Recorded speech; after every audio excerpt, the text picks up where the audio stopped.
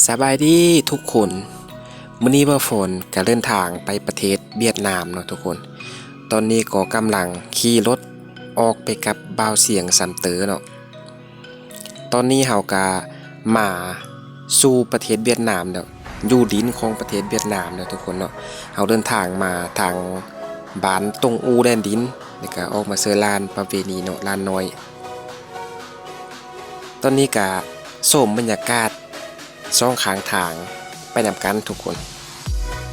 กับมื้อนี้ก็อากาศหนาวทุกคนอากาศหนาวแห้ง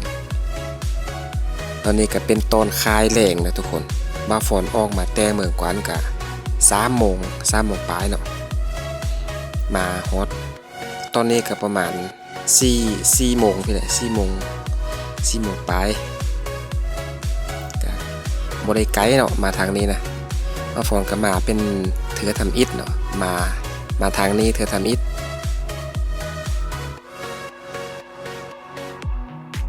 อันนี้ก็คือบรรยากาศ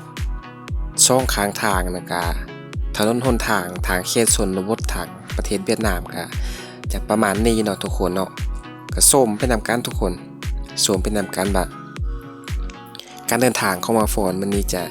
เป็นแนวเดิม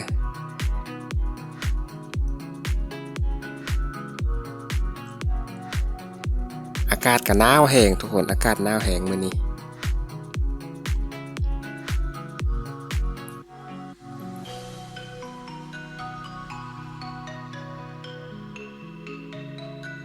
อยู่ทางนี้เขาเจ้าก็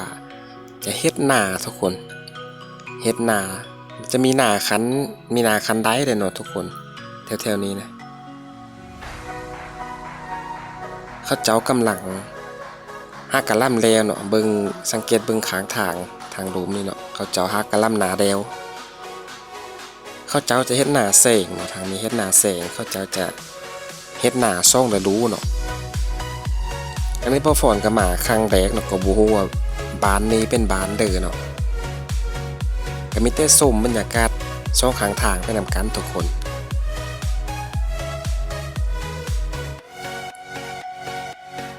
ช่วงนี้ก็เป็นช่วงเขาเกี่ยมกินข้าวต้มเนาะทางนี้หรือว่ากินเต็ดเนาะกินเต็ดอันนี้ก็เป็นเขตชนบทแถวบ้านเดียบตามสายแดนเนาะของลาวระหว่างลาวกับเวียดนามถ้ามาทางนี้ก็ภาษาลาวก็ซื่อไหลเนาะเขาเจ้าจะล่มเป็นความไต่เนาะหรือว่าความลาวนี่แหละอันนี้จะเป็นบิวทงนาเนาะโอ้เขาเจ้าหากะล่ำนาแล้วเป็นนาคันไดทุกคนงามๆนะนี่แหละ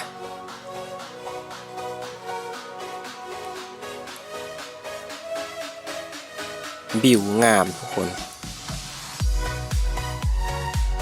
เอาเดินทางต่อเฮามื้อนี้นะว่าเสียงก็นำทางไปก่อนน่ะว่าเสียงก็ยังบ่เคยมาเนาะว่าฟอร์ดก็ยังบ่เคยมาแต่ว่าก็อาศัยทางเขาเจ้าเนาะก็สิไปเฮือนหมู่ของเบาเสียง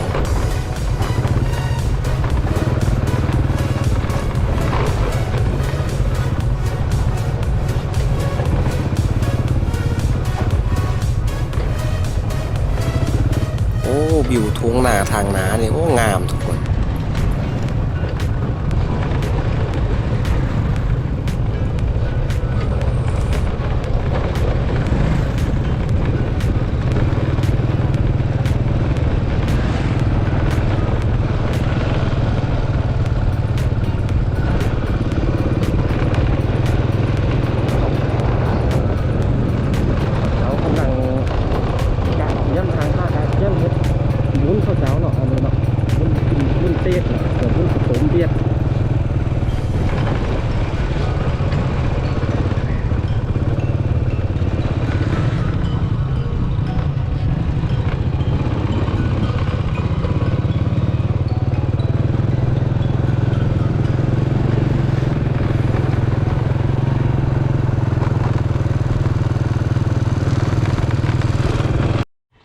ตอนนี้เฮาก็เดินทางมาฮอด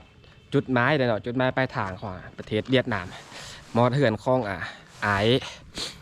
ยเวียดเนาะเป็นเซียวของเบาเสียงสำเตอเนาะเบาเสียงสำไต อันนี้ก็มาฮอตจุดหมายปลายทางอันนี้ก็เป็นเหือนของเฟินเนาะกำลังล่างไฟอันนี้ก็เป็นเหือน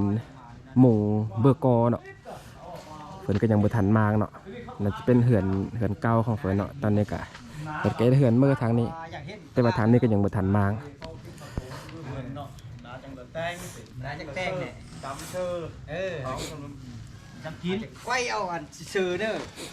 หนาวเหงเนาะกำลังล้างฟืนล้างไฟเราไปขึ้นเมียไปกันเลย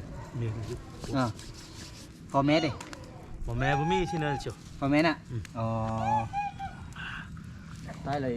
30 ปีทางบ้านทางนี้ก็เขาเจ้าก็เบาความลาวเนาะภาษาลาวสื่อสารกันไหลสบายหน้าแหงเด้อบ่มีปัญหาเลย FC มาเสียงก็เด้อทางนี้เด้อมาเสียงมือเตกเม็ดเนาะโอ้สุดเลยแหละหูนี่จนว่าแรงแหงเลยนะจะมาลิ้นอยู่นี้ประมาณ2 คืนเนาะ2 คืนโอ้บ่เสียงที่ฟ้าว่าฝนอยู่2 คืนพุ่นน่ะ2 คืนเพราะว่าอยู่แต่คืนนี้กับมื้ออื่นนี่บ่ทันเลาะเนาะเขาจะเลาะทายไปที่ชีวิตแล้วเข้าเคสนี้แหละหัว2 คืนน่ะจังเมื่อเนาะเพราะว่ามาเขาก็จะคุ้มค่าในนึงเนาะเพราะว่าเดินทางมาใกล้สิเนาะเพื่อได้คลิปไล่ๆให้ FC ได้เบิ่งเนาะโอ้มาเวียดนี่เบาเสียงเบาเสียง FC เบาเสียงก็มีหลายเนาะหลายสุดเลยเนาะไปทางเด้อก็โอ้เบาเสียงมาเขาเจ้าก็โห อยู่เวียดนามก็มี FC เด้เบาเสียงนี่หลายสุด